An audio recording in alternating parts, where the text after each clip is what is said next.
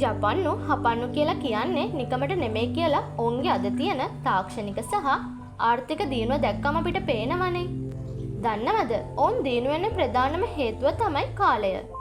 ජපානයේ මිනිස්සු කාලය ඉතුරු කරගන්න කරන දේවල් දැක්කම අපි කොච්චර අපේ කාලය නාස්ති කරනවද කියලා හිතනවා. ජපානයේ මිනිස්සු ප්‍රධාන වශයෙන්ම අත්හැරීමේ න්‍යාය අනුගමනය කරනවා. ඔවුන් ඕනවට වඩා නිකරුණේ කාලය ගත වෙන දේවල් අත්හරින්න දෙපාරක් හිතන්නේ නැහැ. උදාහරණයක් විදිහට කිව්වොත් උදේ 8ට පත්‍රකාරය එනවා කියලා හිතන්නකෝ. හැබැයි නිකමට හරි පත්‍රකාරය එන ප්‍රමාද වුණොත් ඔවුන් එදාට පත්‍ර කියවෙන එක අත්හැරලා දානවා. ඉතින් ඒ නිසාම හැම කෙනාම ඔවුන්ට පැවරුණු වැඩ හරි වෙලාවට කරන්න වග බලා ගන්නවා. ඔවුන්ගේ දියුණුවට බලපාන අනිත් හේතුව තමයි වෙලාවට වැඩ කිරීම. උදෑසන 9ට දෙදෙනෙකු මුණ ගැහෙන්න වෙලාව වෙන් කරගත්තා කියලා හිතන්නකෝ. එක්කෙනෙක් එන්න ටිකක් පරක්කු වෙනවා. ඉතින් අනිත් කෙනා කරන්නේ ඒ හමුවීම ප්‍රතික්ෂේප කරන එක. තව දෙයක්. ඔවුන් වෙලාවට වැඩ කරනවා වගේම වෙලාවට වැඩ නොකරන අයට වෙලාවට වැඩ කරන විදිහ උගන්වනවා. දවසක් යාළුවෝ කට්ටියක් ට්‍රිප් එකක් යන්න ප්ලෑන් කරාලු.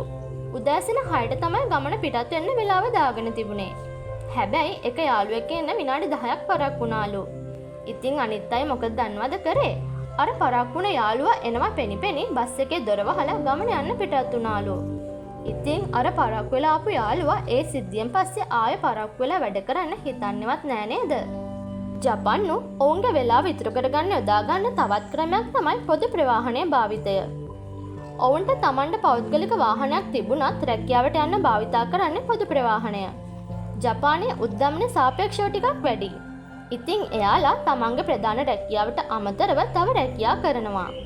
ඉතින් පොදු ප්‍රවාහනය භාවිතා කරන්නේ ඔවුන්ට ගමන අතරතුර නිදා ගැනීමට හැකි නිසා. ඔවුන්ට තමන්ගේ ගමනාන්තයට යනකම් නිදා ගන්න පුළුවන්.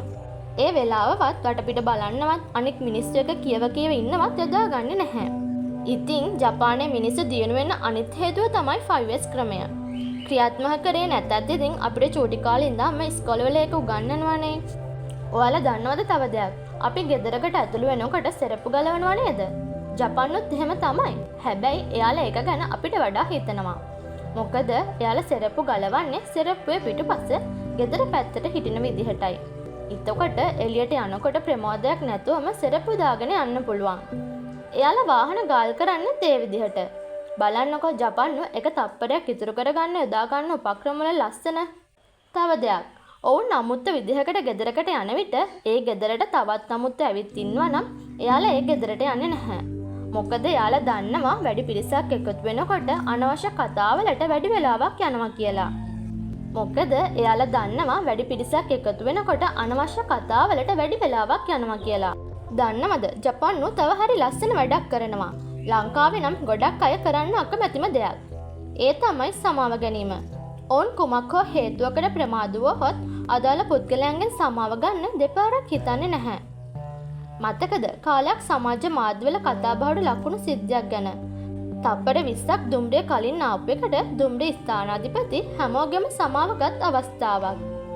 මේකෙන් ඔවුන් ඔවුන්ගේ බාල පරම්පරාවට කියලා දෙනවා ප්‍රමාද වීම කියන්නේ බරපතල වැරද්දක් කියලා. ඉතින් ලංකාවේ ජීවත් වෙන අපි අපේ වෙලාව නිකරුණේ නාස්ති කරනවා ගොඩක් වැඩි කියලා හිතෙන්නේ නැද්ද? අපිට පුළුවන් තමන්ගෙන් පටන් ගන්න. තනියෙන් තමන්ගේ කාලය නාස්ති කරන එක අඩු කරලා ඒ වෙලාව ප්‍රයෝජනවත් දෙයකට යොමු කළොත් අපිට පුළුවන් තනි පුද්ගලයෙක් වශයෙන් දියුණු වෙලා රටක් විදිහටත් දියුණු වෙන්න. ඉතින් මේ වගේ වීඩියෝස් දිගටම බලන්න අපේ channel එකත් එක්ක එකතු වෙන්න. ඒ වගේම අද වීඩියෝ එක ගැන ඔයාලට හිතන දේ අනිවාර්යෙන් පහලින් කමෙන්ට් කරන්න.